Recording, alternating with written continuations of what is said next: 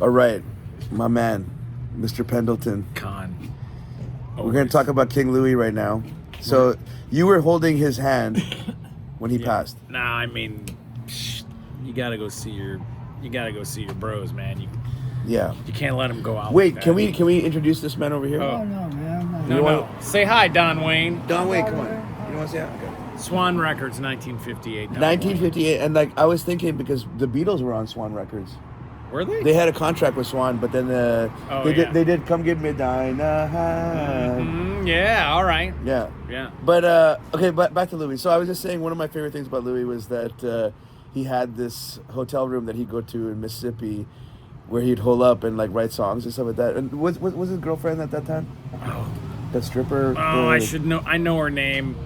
She was a friend of my wife. I don't. Madeline? No, I don't remember. No, I don't remember her name. she was Bride of Chucky. Yeah, definitely. Yeah.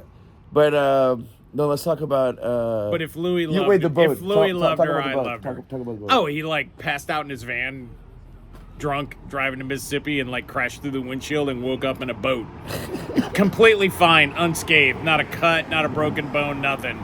Van completely totaled. Like, imagine just waking up in someone's boat in their yard. Oh man. He just charmed life. He did, and like I remember, I think I started getting mad at Louis when he started doing the skate rock stuff, because he would always try to like I thought Loose Diamonds and Pendletons were for me and Missing Monuments, like that's my favorite Louis. Yeah, for sure. Like that's the best stuff, and that video he did with the hot tub and shit, like.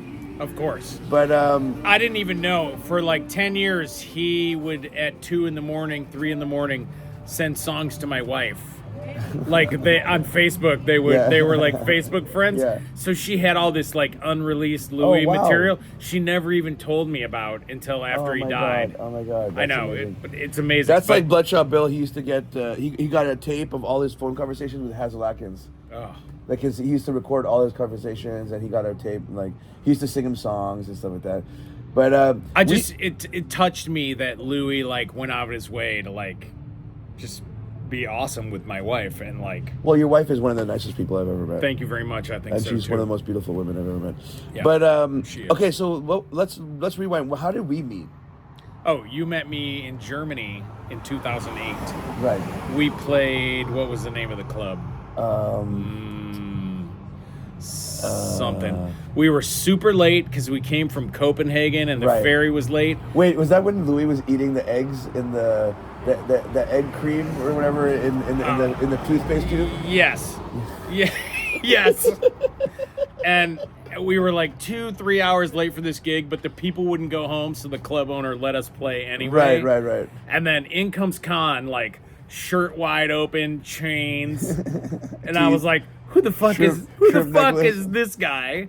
Up on stage singing, I think probably Double Shot or something with Mike, and then turns around and pees on Louis while he's playing drums.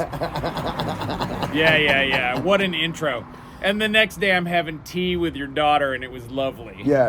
And then we recorded actually. Then we recorded. We recorded 2 of the best songs I've ever recorded. It was Billy Childish cover. What was it? Don't You Love Another? Don't You Love Another? And then the other one was Naughty Night. Naughty Night. Okay, who wrote that song? Michael. Okay, so I think Michael Hurt is probably one of the unsung heroes of like R&B music. Yeah, I mean, definitely somebody needs to write a book about Mike. I mean, the Fortune book, like I saw Billy go through his whole life trying to do that thing, and I can't imagine anyone else but Mike like doing that. But you know what? What's really cool is that Norton stock, it got all sold to I think it's called HPV Books or something like that. Oh, I heard about that. Yeah, and it's like in 120 stores all over America. That's amazing. You can find Norton stuff. Thank God. Yeah. And like I went there, I signed records and stuff the like that. kids are all into like garage and surf again. Yeah, I mean, and punk. Yeah. I mean, it'll never die. I mean, but I got all these like 25 to 30-year-olds at my coffee shop, and they're all like asking me about surf music and garage rock bands. We should put a call out to anyone out there who wants to put out this single. Royal Pendleton's King Khan. It's like fucking greatest single. It's like, I think how it clocks at like 7 minutes or something. Like I mean, it might be. Naughty Night has a part 2. It's a 33 single, Naughty Night. Yeah. But it's still like, come on. Naughty Night was like one of the most requested songs that we I did. mean, And the, Don't You Love Her? Don't You Love Another Yeah. is amazing. And Matty Dog sings that one. yeah. And then there's also that part in Naughty Night with the bent scepter. Is the Naughty Night Lounge on the West Bank still open? It's That- I don't know still what that is. there. I don't know I if don't it's know if it's open. open. Oh yeah, I heard about that. It's sold, but I I don't- found a picture of it actually with Yeah. with the old It's right- sign. The sign's still there. It's right Yeah. on the West The Bank. sign is still there. You know I that just this don't know place if was it's owned open. by Black Panther, Yeah. Sydney's. Yeah. Yeah. So like you know, for me it's like, I mean, now that I joined the leadership of the Black Panthers, it's like, I mean, they need the new blood, you know what I mean? And like, and I've been working with them for 13 years. I gained Malik's trust, Yeah. and so like it was such a no-brainer for me to move here. And then like when I got here, it's the center of the universe, man. I mean, this was Ernie one Cato of, fucking this territory. was one of the first like Black Panther organizations, was it not? Yeah. Yeah. So Yeah. No, it's cool, and I think that like, you know, like my sister Shante, she's like fighting the city councilors and shit like that, and she's like, her son was killed when he was 18 years old by a cop, and the cop was also legendarily, his grandfather killed 40 prostitutes and his wife, and he only got busted for his wife. that's He's a insane. fucking serial killer. That's These insane. cops are fucking psycho, man. But anyway, enough of that. I mean, like, I gotta say, you know, you're one of the people that like I really admire for like being like together with your wife for so long, with your family, your coffee business. You know, you had people like Louis who like you basically took care of and spoon fed. I mean, no, like Well, a little bit. Louis gave back just as much as I ever gave. Okay, Like, let's rewind to like, what's the first Royal Pendletons meeting? Like, how did that happen? Oh, that's crazy. Yeah. So I met Mike Hurt in Brighton, Michigan. Okay. Population Wow, weird. 4,000. What were you doing there? We had a show Okay. With another band. with another band at a farm in the country. A friend of mine's mom had a farm, Okay. and we booked a show in her barn. And I was playing with this cat, Mike Limbert. He Okay. later played in Fortune and Maltese. Oh, that's a great band. But at the time, Rockers. yeah, at the time, I was playing in a band called Greenhouse with Andy Clayton. Okay, Andy I don't know. put out the White Stripes' first two singles. Oh wow. Yeah. Oh wait, is that the Flying wait. Bomb. Okay, Flying Bomb. Right. And then Andy, like one of the greatest guitar players ever. So I played with him in a band called Greenhouse, and this guy, Mike Limbert. Mike Limbert knew Michael Hurt. They grew up together in Bloomington. And so How is Mike so Mike, fucking talented? Michael in songwriting? Hurt's brother Eric Uh-huh. was in a band called Vibralux with Mike Limbert. So Vibralux and Greenhouse got together and did a band called the Church Key Five. And Mike Hurt showed up and was like, "That was my idea, brother. What are you doing?" So he shows That's a up. perfect voice Yeah, of he it. shows up at this farm in Brighton, like, "What? I gotta get in on this, brother." And I was so enamored with him. Yeah. We came down to visit for Jazz Fest, and Yeah. then I like moved here. That's fantastic. I mean, I was here like 5 minutes. I had an organ, and he so was wait, like how long have you been here now? 92. Wow. Long time. Wait, were you at the show that I played at the Mermaid Lounge with Oh, the yeah, Persuaders? for sure, yeah. Yeah, and then there was also we played a Mexican restaurant the next year. Pepinas. Pepinas. Yeah. I was at all that. Man, you know what happened to me that first time? There you go, 2 shows, and I didn't even meet you. Right, and we only met like fucking eight or 9 years later. Yeah, but I will say one thing that I don't know who I was rolling. I was rolling with Shaggy that night, Oh yeah. and Shaggy, yeah, and I think I fucked his like, Be nice. sorry, I think I fucked Shaggy. No, Shaggy once worked for the energy company, and we were young and poor and had a baby. And he came and knocked on the front door, and he was like, "I'm supposed to shut off your electricity, but he's like, I'm gonna pretend like your gate was locked, so pay your bill." And my wife loves Shaggy to this day because he like didn't well, turn he's a our chef, electricity right? off. He's a really good yeah, chef. yeah, he's amazing. and no, you know who it was? It was, I think it was King Louis' ex-wife or something like that. That Ashley.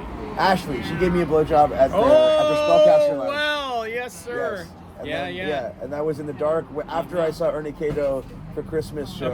Amazing. Yeah, I mean, I was really lucky. I was like 18 years old, and I saw Ernie Cato, I think Paradise I Ladies? came here in '91 to go to Jazz Fest and see Kato and Jesse Hill. Wow. Kato never showed up. Memphis Jessie Hill? The woman? No, Oompa Oompa Doo. Oh, of course. And yes. Jesse Hill was in jail in Jefferson Parish, and Sheriff Harry Lee had to bring him on stage himself Oh, that's cool. and take his handcuffs off on stage way. so he could sing Oompa Oompa Doo, and Oh then my put the God. fucking handcuffs on him and take him back to jail. And then we left Jazz Fest, and I was driving uptown, and I see Ernie Cato walking down St. Charles Avenue with his wig on sideways, like, wah, drunk. And I was like, I gotta move Wait, here. is this true? Is it true that That's true. Wait, no. Is it true that Ernie Cato had a radio interceptor that if you drove by his house, your radio would stop and you would hear him say, "I'm cocky, but I'm good." I don't know about that. I think I don't know Quintron. about I think that. Quintron told me that. I I mean, that. I hope That it's. does- Yeah, that sounds I think like- it has to be real. I Like, hope it's why true. not? Future Ernie Why not? Cato. Yeah, that's exactly. I'm cocky, No, but I'm that, good. That totally sounds like something he'd do. You know what I got? I have. Oh, look, he's getting tons of. Look, my barber is getting tons of business now. I'm a lucky good brother. when I moved here. Like, Did he cut your hair? No. When I moved here, like, all the Dewdrop In artists were still alive. Wow. Tommy Ridgely and Wow. Bobby Marchand. Bobby Marchand. Were you ever into, So like- you could go to the Dewdrop In Revisited Wow. after Jazz Fest and Did that see all these Ponderosa guys stop? play. Did they get in on that shit? Yeah, I mean a little bit, but Okay. like the guys were like dropping like flies by then. Yeah. So. I mean, for me, Hannibal was a big one. Andre Williams. I never got to meet Anthony Myers, but I always admired his stuff. I mean, the Fortune stuff is so. Andre Williams was down here playing years after that. What's your go-to like New Orleans record label from that era? I mean the label, but I mean shit. Dewdrop. I mean anything that happened at Matassa's studio is Right. like Okay. There's okay. like 3. There's But like I mean- Nola Records. There's like, what are the other ones? There's like a ton. I can't remember the Yeah. What about Clifton Chenier? name. Clifton That's Chenier. Fort Lafayette, I think. Yeah. Okay, that's Lafayette. Okay, but okay. I mean Clifton Chenier is like a force to be reckoned Chenier. with. Yeah. C'est Chenier. C'est Yeah. Chenier. Clifton Chenier. But Johnny Adams. Holy crap. We would go see Johnny Adams and Irma Thomas at the Rockin' Bowl, and Irma would be like, "You can sit at my table, baby. No Did you ever problem." go Oh and my see her God. at the Lions Den? At Oh. Irma Thomas's club, which was between all these bail bonds places right outside Tulane and Broad. It was You right know- by the prison. That's And You it know was I like did. Amazing. it was right. It was like bail Right by bond, the bail bond, prison. bail bond, bail bond, and then Irma Thomas's Lion Den, like right in the middle of it, right across the street from the prison. Absolutely. That's fantastic. Okay, we're gonna end the conversation on that one. Irma Thomas, I love you.